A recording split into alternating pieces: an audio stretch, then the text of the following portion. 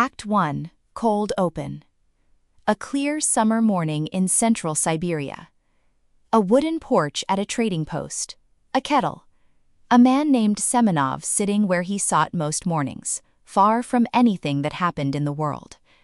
The taiga around him goes on for 600 kilometers in every direction. Almost no one lives in it. There is no telegraph in his village. There is no railway within several days' ride. Then, far to the northwest, the sky opens. He does not yet hear it. The sound is still on its way. What he sees, at 7:14 in the morning on the 30th of June, 1908, is a column of fire that splits the horizon in two. This is the file on the largest aerial explosion of the modern era. Act 2. The record. The date is the 30th of June, 1908. The place is the basin of the Podkamenya-Tunguska River, in what is now Krasnoyarsk Krai, in central Siberia. The coordinates of the airburst are roughly 60 degrees 53 minutes north, 101 degrees 53 minutes east. There is no town there. There has never been a town there. The closest permanent settlement is the trading post at Vanavara, 65 kilometers to the south. At approximately 7:14 in the morning local time, an extraterrestrial body entered the atmosphere from the east-southeast at a shallow angle and detonated in mid-air at an estimated altitude of 5 to 10 kilometers above the forest. Modern energy estimates put the blast in the range of 10 to 15 megatons of TNT equivalent. That is roughly 1,000 times the yield of the Hiroshima bomb. The shockwave flattened approximately 2,050 square kilometers of taiga forest. It knocked down something on the order of 80 million trees. The pattern of those trees, viewed from above, is shaped like a butterfly with its wings spread, radiating outward from a point at the center where, against every expectation of a meteor strike, no crater exists. The atmospheric pressure wave was registered on barographs in Britain. The seismic signal was recorded as far away as St. Petersburg. For 2 nights after the event, observers across Europe and into central Russia reported that the night sky did not fully darken. High-altitude dust pushed into the upper atmosphere by the explosion scattered enough sunlight after midnight that newspapers could be read out of doors in London at 1 in the morning. It was, by every measurable signature, an event of planetary scale. It was, by another measure, almost invisible. There is no confirmed direct human fatality on the official record. Act 3. The anomaly. To understand why, you have to understand where the sky fell. Central Siberia in 1908 was almost entirely roadless. The Trans-Siberian Railway ran far to the south. The local population was sparse and largely indigenous. Enkavi nomadic herders, scattered across an area larger than France in family groups of a few dozen reindeer and a few human beings each. The trading posts that anchored Russian commerce in the region were small, family-run, and far apart. The man on the porch at Vanavara was, in retrospect, the most useful eyewitness science would ever get. His name was S. Semenov. He gave a statement to investigators almost 2 decades after the event. He said that at the moment the sky split, he felt a heat on his shirt as though it had caught fire. He said the heat was so intense that he tried to tear his shirt off and could not.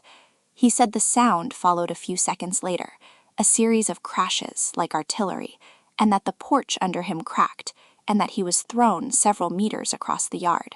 When he came back to himself, his hut was still standing, but the windows had shattered, and the air smelled of something he had no word for. 65 kilometers from the center. Closer in, the Evenki herders lost reindeer by the hundreds. Several family encampments were thrown apart by the blast wave. Tents collapsed, lichen burned. The herders' accounts were collected after the fact by Soviet investigators.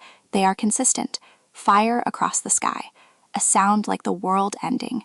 Animals dead in radiating lines from a place no one could approach for weeks afterward because the ground was still warm and the air still smelled wrong. There were almost certainly some human deaths in that interior. A herder named Vasily Ilyich is sometimes reported as having died from injuries, but the investigation never had the documentation to make those deaths official, and they remain on the edge of the file rather than in it. Above the forest, in the sky, there had been a bright descending object trailing fire. Below it, the trees had bent outward and laid themselves flat. The sky was bright that night and the next. Then the world moved on. because Russia in 1908 had a great many other things to think about, and a flattened forest in a place no one lived in was not, at the moment, one of them. It would take 13 years and a revolution before anyone went to look. The sky stayed stranger longer than the ground did. The sky glow that lit Europe for 2 nights gave way to a fainter, persistent haziness that lasted, in places, into the autumn of 1908. Atmospheric scientists, decades later, would read that haze as the signature of fine dust injected into the stratosphere by a body large enough to matter. Astronomers and observatories from Heidelberg to Mount Wilson had recorded the unusual transparency of the upper sky that summer without knowing what it was. By the time they had a name for it, the man whose porch had cracked under his feet was an old man, and the world had fought one war and was sliding into another. Act 4. The Investigation. Leonid Kulik was a Russian mineralogist with an interest in meteorites. In 1921, 3 years after the end of the Russian Civil War, he led a reconnaissance expedition into central Siberia to investigate scattered reports of an enormous impact. He did not reach the epicenter that year. He reached the perimeter, local witnesses, local damage. He came back convinced that what he was looking for was real and large. In 1927, he led the first ground expedition to actually walk into the center of the affected zone. What he found has shaped every reading of the events since. He expected a crater. He expected a field of metallic fragments. What he found was a stand of tree trunks, still upright, stripped of branches and bark, standing in the middle of an enormous radial pattern of fallen timber that extended outward in every direction for tens of kilometers. The standing trees were directly under the point of detonation. They had been stripped from above by the downward shockwave, but not toppled, because the force at that point had pushed straight down on them, not sideways. The fallen trees, beginning at a slight ring around them, were laid flat with their tops pointing away from the center. Kulik mapped the pattern. He returned in further expeditions in the 1930s. He drilled. He surveyed. He found no crater. He found no large meteoritic body. He found a few microscopic spherules of what may have been impactor material, but no fragment substantial enough to settle the question of composition. He died in a German prison camp in 1942, the question still open. Act 5. The Silence. The modern reading of the event is the work of physicists rather than expeditioners. In 2007, a team at Sandia National Laboratories, led by Mark Balslew, ran detailed 3-dimensional simulations of the airburst. Their results revised the older estimates of 30 to 50 megatons downward into the 10 to 15 megaton range and reinforced what had become the scientific consensus.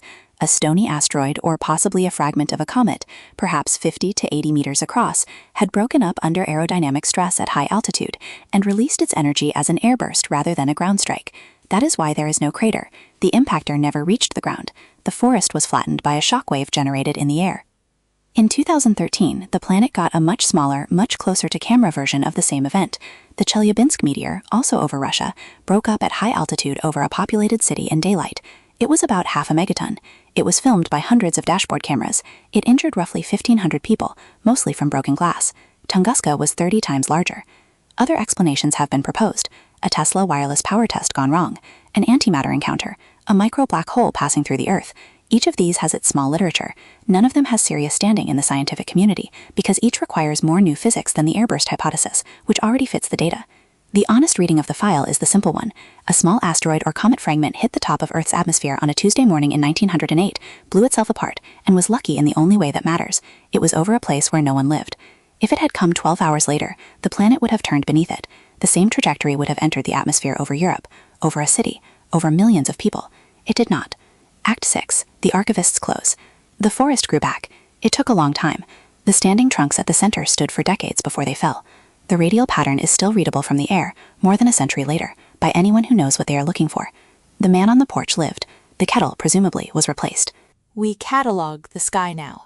We watch the dark.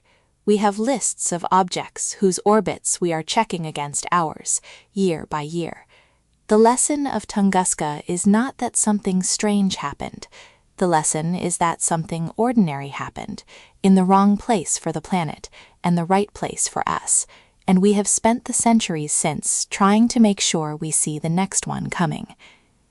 If the unfinished histories haunt you the way they haunt me, there is another file on the desk. The lamp is still lit.